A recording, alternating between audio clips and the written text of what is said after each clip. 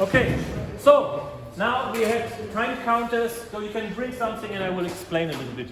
So we had time counters and we had Parry-riposte, and we were already playing with one important thing in swordsmanship: measure.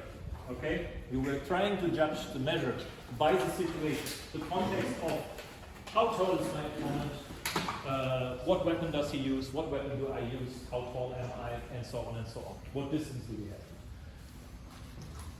The third thing is close quarters, especially for all the battlefield situations and whatnot.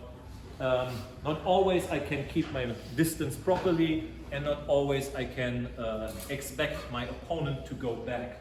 So maybe he doesn't attack, I parry on my inside. Now I feel, now this is of course very good with this basket. Now I feel I have enough control. I didn't step back for this distance, I step in and control it further. Now the free hand comes into play. And this is, again, the first step for using an offhand weapon. I come in, take over control, on the elbow, over the elbow. Now I have control. I can grab his clothes and everything if I want to. Now I have control. This takes over and turn and take and go for a cut in Enclose. Okay? So I step in, take over control, and cut. Step in and cut. Now, the deeper I come in, the closer I stand, the better it is for me, because now my knee is behind his, and I can destabilize him if I have to. I can even pull his foot. I can throw him down. We don't do that now because that's not a good floor to train that.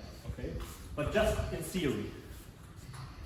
So he attacks, I parry. Important is first I parry, and with the parry I step in. Don't do the mistake and step in when he attacks.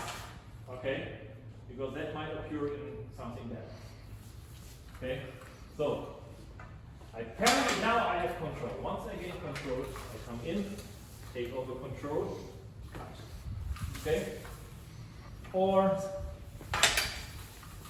punch, pommel, slice, thrust, headbutt, spit, groin kick. No, kiss him. He's your brother.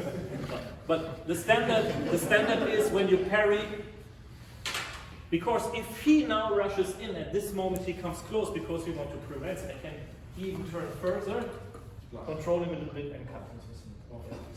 Okay? The good thing is, the counter for this technique is the same technique, just quicker. Okay? So, if I attack Alex, and he tries this technique, I do the same. If he's faster than me, I turn here into a hanging guard and step back. Okay? Just for your information. But now you're just doing parry against this cut. Once you have control, you go in, take over, and then final technique.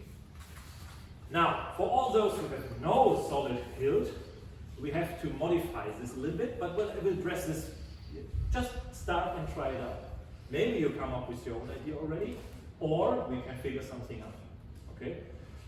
Because in theory, if I might use the theory, in theory, what I would try to do, I mentioned this thumb grip several times. I would try, if I parry here, not to stay edge on edge, but turn to the flat, and then he takes away, and I stay far away from his basket, further away, and I go here, and then I take over, and then I do this. Okay? Because if I try to, with this hammer or handshake grip, just to parry, let him slide down, maybe I have enough cross guard and it's okay, but okay. So, better to parry, turn into the flat. So, like an umbrella, this goes over and then you can go for this. Okay?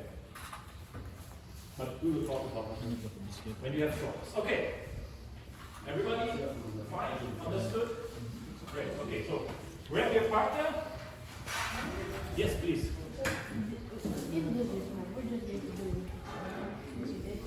You carry, step in, then you take over, and then you control. Thanks.